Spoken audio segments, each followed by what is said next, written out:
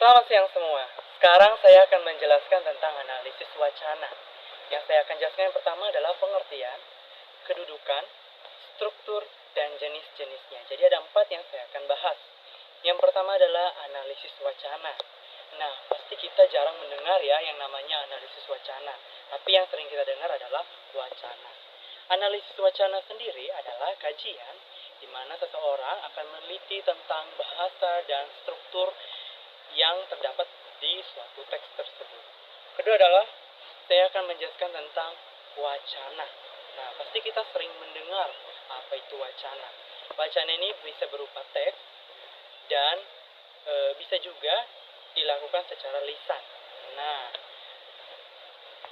kita akan tahu apa arti wacana. Wacana adalah rentetan kalimat yang terlengkap dan tertinggi yang saling berkesinambungan, yaitu antara kohesi dan koherensi. Nah, selanjutnya saya akan menjelaskan tentang kohesi. Kita pasti jarang sering mendengar tentang kohesi dan koherensi. Nah, kohesi ini apa? Adalah di mana suatu kalimat yang berhubungan satu sama yang lain yang terdapat di suatu paragraf. Kedua adalah koherensi. Koherensi ini apa ya? Nah, koherensi ini adalah paragraf satu dengan yang lain yang saling berkesinambungan juga, tetapi berbeda dengan kohesi tadi. Kohesi ini adalah kalimat, sedangkan koherensi adalah paragraf. Tapi sama tujuannya, yaitu berkesinambungan atau memiliki keserasian satu sama yang lain. Selanjutnya saya akan menjelaskan tentang kedudukan wacana. Nah, kedudukan wacana ini ada 5. Yang pertama adalah goresan yang berupa contohnya seperti A, B, C, dan selanjutnya. Nah, yang kedua adalah kata. Nah, kata ini adalah gabungan antara huruf. Contohnya apa ya? Contohnya seperti aku. Nah, kedua adalah frasa. Nah, frasa ini apa ya? Frasa adalah gabungan dari suatu kata. Nah, contohnya seperti aku dan kamu. Nah, selanjutnya adalah klausa. Apa itu klausa? Adalah gabungan dari suatu kata yang memiliki unsur. Unsur yaitu objek dan subjek.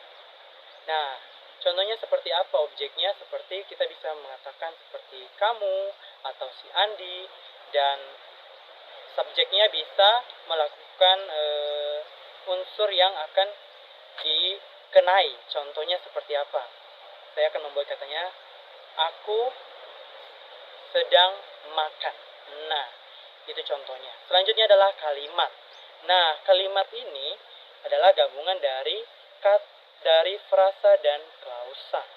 Nah, apa contohnya? Contoh dari kalimat ini contohnya, aku sedang makan nasi. Nah, selanjutnya adalah yang paling terlengkap adalah wacana. Kedudukan wacana ini paling terlengkap. Kenapa? Lengkap karena semua tergabung dari huruf, kata, frasa, klausa, dan kalimat. Makanya semua itu terangkum oleh wacana. Nah, kita bisa lihat contohnya konteks seperti pidato. Nah, selanjutnya saya akan menjelaskan juga tentang struktur wacana. Struktur wacana itu ada pembuka, isi, dan penutup. Nah, dalam wacana ini pasti kita sering mendengar, kalau di sekolah kita sering mendengar pidato, atau contohnya kita juga sering mendengar kalau di politik itu contohnya dia mau memberikan kata-kata sesuatu di politik atau dan sebagainya. Nah, kalau khususnya di sekolah, nah pasti kalau dalam pidato itu memiliki awalan. Nah, awalannya itu apa? Isi pembuka, contohnya ucapan selamat siang kalau siang, dan lain-lainnya. Selanjutnya adalah isi. Nah, yang kedua ini adalah isi. Isi ini apa? Berisi pembahasan atau klimaks yang akan disampaikan di suatu pidato. Selanjutnya adalah penutup. Nah, penutup ini berisi kesimpulan dan amanat yang akan disampaikan seorang pembaca, seorang penulis dan seorang pembaca juga, betul yang saya katakan. Nah, selanjutnya adalah jenis-jenis wacana. Nah, jenis-jenis wacana ini ada 5, tapi saya sudah gabungkan yaitu dengan kata yaitu depan. Pertama adalah D. D itu apa? Yaitu pertama D itu deskripsi. Kita pasti sering mendengar ya deskripsi. Nah, contohnya seperti di belakang saya ini pohon. Nah, saya akan deskripsikan pohon ini. Pohon ini besar, memiliki cabang yang banyak dan memiliki daun yang banyak serta tidak memiliki buah dan berdiri kokoh di sini. Nah, itu salah satu mendeskripsikan. Sama seperti halnya juga kalau kita mendeskripsikan seseorang. Contohnya ada seorang anak namanya Yanti. Nah, kita deskripsikan dia memiliki tubuh yang gemuk, habis itu memiliki rambut yang lurus, habis itu memiliki wajah yang cantik, dan memiliki kulit yang berwarna putih. Nah, itu adalah salah satu contoh dari mendeskripsikan. Kedua adalah E. E itu apa? Eksposisi atau langkah-langkah, cara dan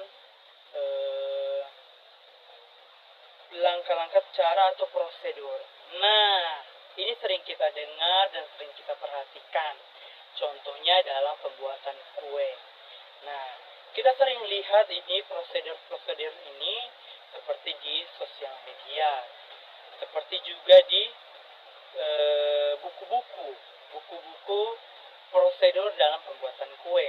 Nah, contohnya dari awal bagaimana pembuatan atau bahan-bahan awalnya apa. Selanjutnya bagaimana cara mengerjakannya, bagaimana awalnya, pertengahannya hingga akhir sampai menjadi suatu makanan yang telah disampaikan di suatu buku atau di sosmed tertentu. Selanjutnya adalah persuasif. Nah, persuasif ini bersifat mengajak dan mempengaruhi. Tentunya sering kita lihat seperti di dalam konteks seperti di dalam TV atau iklan-iklan yang sering kita tonton. Contohnya seperti kita lihat seperti contohnya balsem. Nah, kalau ada iklannya balsem berupa seperti jika sakit kepala, mual-mual, maka gunakanlah balsem, maka akan menyembuhkan segala penyakit yang ada di tubuh kita. Nah, itu salah satu kata-kata mengajak. Atau sering kita lihat di daerah-daerah sekitar kita, contohnya tidak ganteng jika tidak memakai parfum. Nah, itu sifatnya itu yaitu merangsang atau mengajak kita untuk penasaran. Atau seperti juga kita lihat sering, jangan lihat sebelah kiri. Nah, pasti kita sebagai manusia akan melihat kiri. Nah, itu salah satu dari persuasif. Nah, selanjutnya adalah argumentasi. Nah, kita pasti sering dengar kata argumentasi. Argumentasi adalah pendapat. Pendapat ini dari seorang penulis. Nah, juga bisa dapat dari argumen-argumen dari yang lain atau pendapat-pendapat dari seorang pembaca. Nah, selanjutnya adalah narasi. Narasi ini sering kita pahami seperti di novel, seperti di majalah, cerita pendek, dan masih banyak lain-lainnya. Nah, intinya narasi ini adalah cerita. Sekian yang saya bisa dapat jelaskan. Kiranya semua yang saya jelaskan dapat bermanfaat untuk kita semua.